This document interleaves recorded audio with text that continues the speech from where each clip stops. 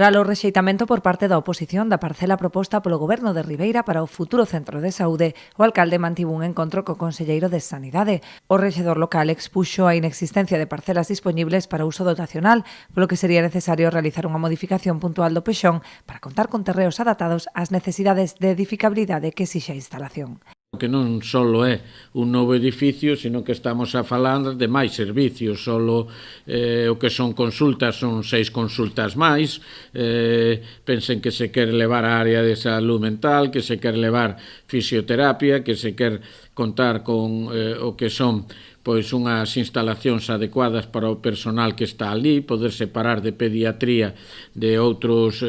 lugares,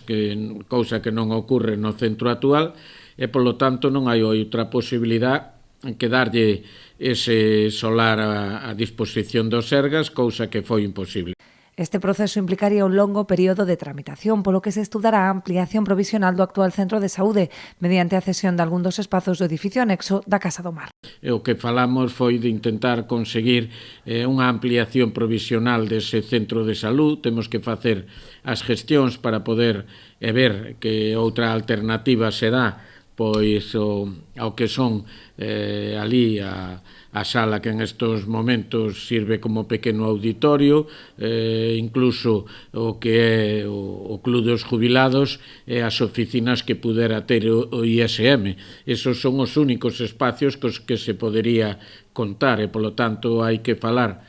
con uns e con outros e ver se temos alternativa de levar esos servicios para outro lado, pero, en definitiva, no que se queda é que a Consellería intentará a mellora do centro de salud como algo provisional